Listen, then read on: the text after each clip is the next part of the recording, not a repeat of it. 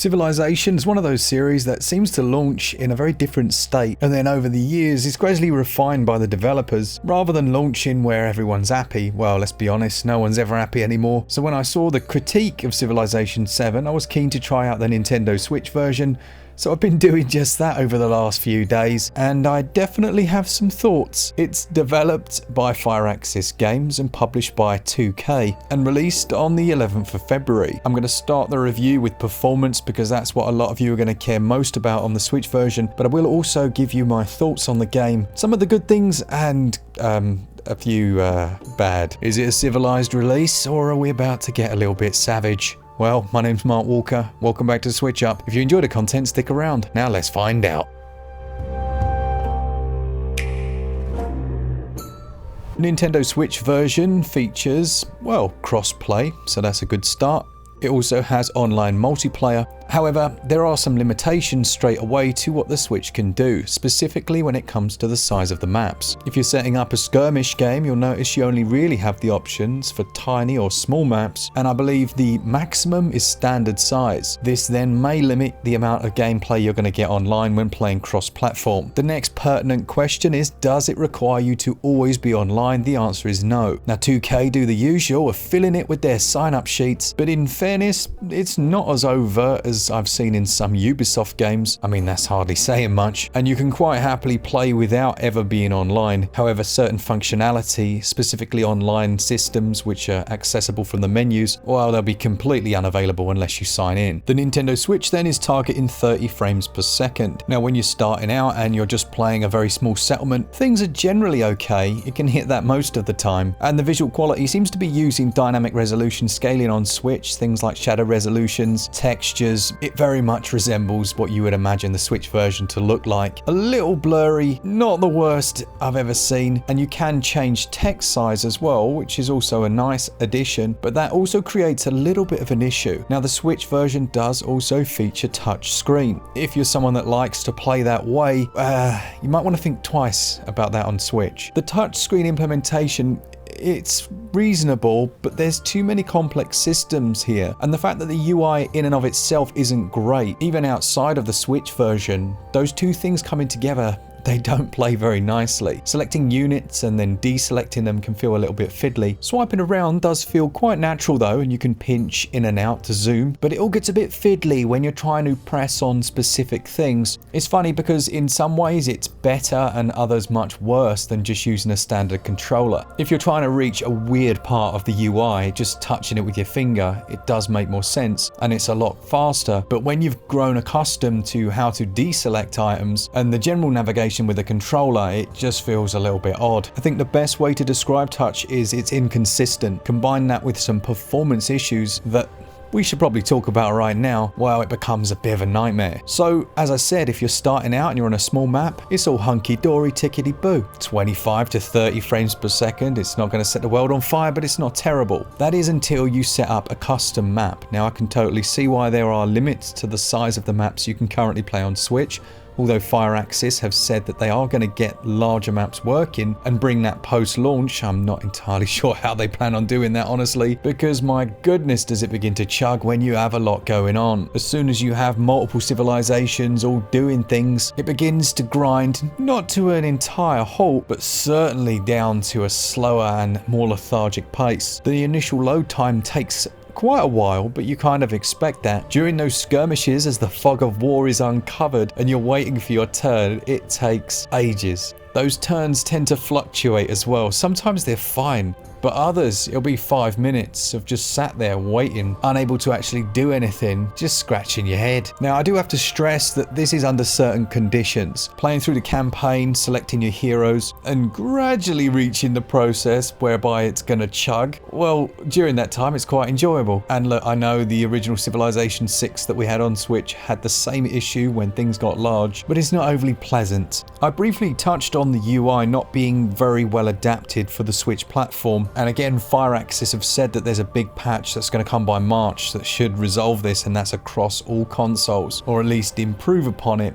The UI is just not great, almost a step back from the previous. Artistically speaking, it looks a heck of a lot like Civilization 6 with a few minor changes. Artistically, I don't really mind the direction they've gone in. It feels very familiar if you played the previous game, but that takes us on to sound and audio.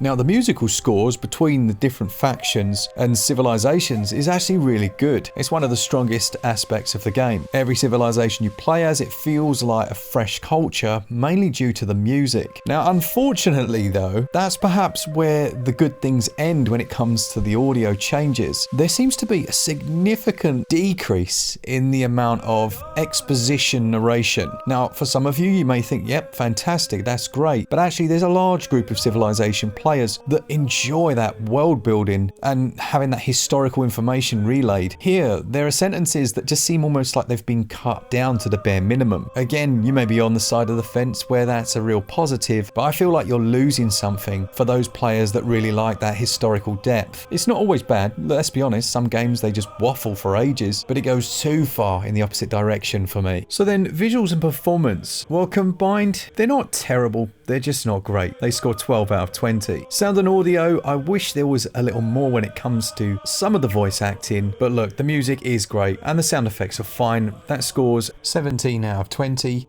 On the gameplay front, well, there's a lot to like, but there are a few issues. In Civ 7, you compare any of the leaders with any of the civilizations, so you can do some seriously unique combinations, and some downright unusual ones. Leaders will also have different personality types. Learning and understanding how that works though, well, that's going to take me a lot longer. I also enjoyed the different ages. It breaks up the game into 3 different eras. So you've got antiquity, exploration, and the modern ages, and they're almost like checkpoints. So as you play in, you'll checkpoint and go into the next one. I actually really like that. I think it makes a lot of sense. Gives me those megalomania vibes from back in the day. And again, you can mix and match those in skirmish mode and decide how you want it to start out. But you have these legacy paths that you can go down with various different win conditions that it is far too early to say whether or not they're balanced, but so far they actually seem quite good. Now, for those new to the series, you essentially have to build up that civilization from scratch, placing down the first structure where you want, and then gradually expanding. Now, Civ 7 makes things a little more accessible by doing a lot of the construction legwork for you and then giving you the option to essentially place the building when it's available. And as you interact with different cultures, you'll get a chance to negotiate with their leaders, setting up things like trade agreements, open market trade between your peoples, and things like open borders, which perhaps feels a little less nuanced, but it's pretty clear where you currently stand. And you've got a few different options other than positive things. The AI is a tiny bit janky. As always, Civ is a big juggling act of balancing the happiness of your people with the various endeavors that you're pushing for, whilst trying to manage the relationships of everyone else. Combat units can be moved a set number of turns, and you can create armies with generals, even putting points into leveling them up as they gradually become more successful, with multiple paths that they can go down, which will dictate their style of leadership. You'll be getting settlers, moving them around and trying to establish your own little towns and cities, contributing to your overall wealth and kingdom. Now, on the controller, there are a couple of quirks which really did great on me after a while. Using the right stick, you can pan the camera around. This is good. It's a quick way of moving from one place to the other, seeing where your units are, and just getting a general overview. What I didn't really understand was you could pan quickly, but if you actually wanted to move the cursor, the second you move the left stick, it would zoom all the way back to wherever you left it. Now, on the one hand, that makes a bit of sense, but why not include an option to, I don't know, double click the right stick or something, and the cursor comes to wherever you've panned to? You end up going backwards and forwards or trying to awkwardly do them both at the same time. And there are a few things you can do to make it a little easier, but yeah, it's just clunky. The tiles of the map will have various different qualities to them. You'll find things like mines, different resources, and your settler will also be able to see basically how viable a tile is. And every building that you place here almost acts as its own district, and there's some importance to what you place adjacent to another thing, and you can really work that into your strategy once you get to grips with it. Natural disasters, they're a pain in the arse. The river next to my city kept exploding, so I was having to repair quite a bit. Now, I could have not placed structures by the river, and in skirmish mode you can dial that right back if you don't want to constantly suffer, but still they always seem to come at the wrong time, don't they?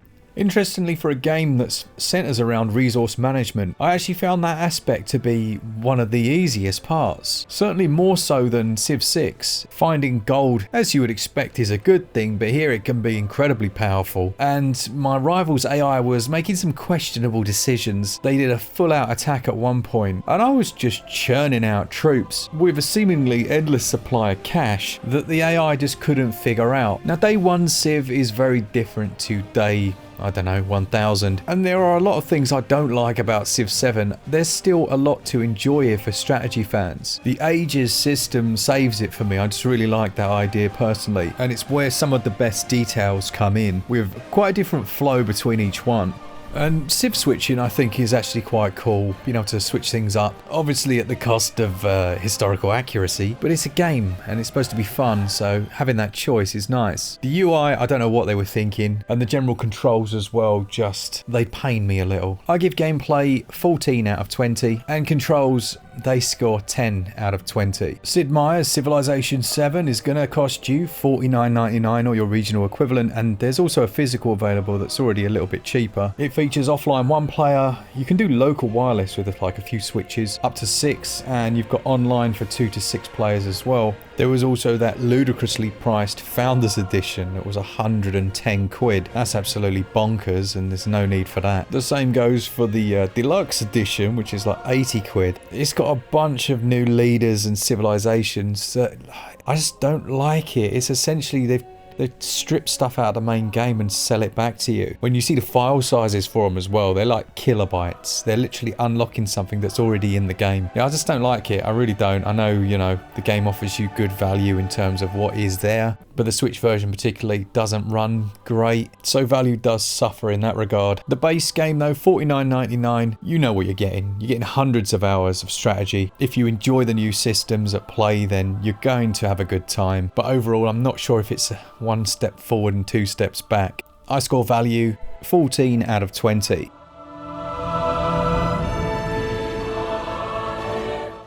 Civilization 7 is a decent strategy game that suffers from a number of strange issues that, in my opinion, shouldn't be present if the game had been properly play tested. There are some enjoyable new concepts, such as the ages system, and at its best, it's a fun strategy time diminished by poor controls and a pretty rubbish UI.